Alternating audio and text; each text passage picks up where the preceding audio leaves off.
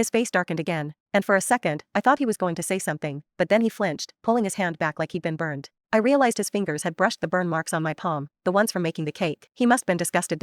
From the corner of my eye, I saw Penelope's eyes light up with sudden interest. "Oh, Olivia, that red bracelet you're wearing, it looks quite familiar," she said, leaning in, her smile widened. "I just remembered a few days ago I saw something just like that in Preston's trash can." I watched Preston suddenly move his hand to cover his wrist, but I pretended not to notice. Keeping my voice calm, I replied, "These bracelets are pretty common. If you like it, I can give this one to you." Penelope didn't respond when I walked out of the room. I headed straight for the nearest trash can and threw away the bracelet. I'd worn it for the past 7 years, but it no longer meant anything, just trash. I turned to the elevator and while waiting, my phone buzzed. It was Mom calling. "Did you buy your ticket home yet?" she asked. "Not yet," I replied, my voice steady. "I'll book it in a few days." Before I could hang up, I heard Preston's voice behind me. "You were booking a ticket?" he asked, his voice sounding confused. I quickly ended the call, turning around with a blank expression. "Yeah, there's a restaurant nearby that's super popular." I lied smoothly. "You have to reserve a days in advance if you want to try the menu." Preston didn't press the matter any further. He just pulled me along to a nearby hotel and booked us a suite. He quickly got to work on his laptop, handling some urgent business. There was a wordless understanding between us as we worked side by side until the early morning, waiting for a client overseas to respond.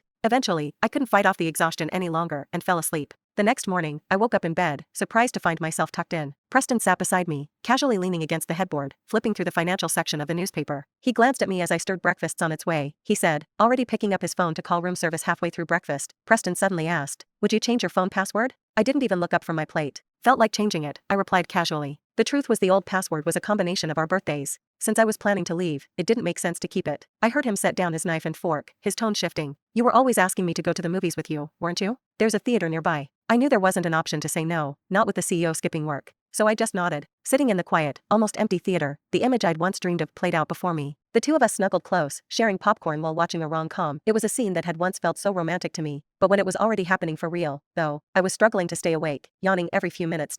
Preston must be noticed. "This is the movie you picked." He said. "You don't like it?" "It's fine. It's good," I said, not even bothering to fake enthusiasm. He pressed his lips into a thin line, clearly not convinced. Just as he was about to say something, his phone buzzed. Without a word to me, he stood up and walked out of the theater. The movie ended and Preston still hadn't returned. Annoyed, I was about to call him when I heard a familiar, sickly sweet voice from a distance. "Oh, Preston, you're so amazing," Penelope squealed. I turned and saw her practically bouncing up and down, clutching a massive stuffed toy. As she leaped into Preston's arms, planting a kiss on his cheek, he held her by the legs, laughing softly. But the moment his eyes landed on me, his smile vanished. "Olivia, I didn't know you were here, too," Penelope exclaimed, wide-eyed and pretending to be innocent. A few seconds later, she gasped dramatically, covering her mouth. "Oh, no, don't get the wrong idea. I just got a little excited. That's all." Preston lightly tapped her on the nose, his tone playful. "What are you apologizing for?" he said, then turned to me, acting as if nothing was wrong. "The movie's already over.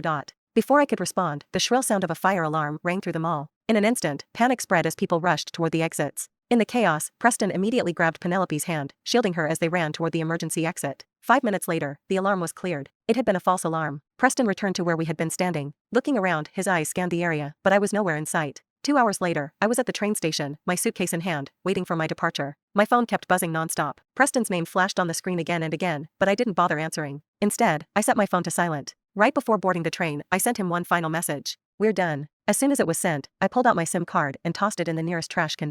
It was nearly midnight when I arrived at the station in my hometown. As I stepped off the train, I saw Dad waiting for me. He smiled the moment he saw me and led me to the car. Sitting in the passenger seat, I noticed a large bag of my favorite snacks and yogurt waiting for me. Before starting the car, Dad chuckled softly, grabbing one of the yogurts and poking a straw through the lid, handing it to me. "Here, drink this," he said warmly. As I took it from him, I noticed the gray hairs at his temples, and something inside me broke. Without warning, I burst into tears, sobbing uncontrollably. "Dad, I'm home for good." This time, I choked out between sobs. "I'm never leaving again. I'm going to stay here with you and Mom forever." Dad chuckled again, this time a little more tenderly. "You silly girl, whether you stay or not, you'll always be our precious Olive." He could tell I wasn't in the best place, but he didn't ask me to explain. He just drove, respecting my silence. When we got home, I showered and ate a simple dinner my parents had prepared. By 10 p.m., I was lying in bed staring at my phone. I opened my music app, hoping to find something relaxing to help me sleep. That's when I noticed several unread private messages. They were from Eva, one of my closest colleagues. She seemed shocked by my sudden resignation. Her message was full of concern, asking if everything was okay and if there was anything she could do to help. Just as I was trying to figure out how to reply, another message from her came in a video file. This time it came with a note. "Olivia, this video is blowing up in the company group chat. It's about Penelope and Preston.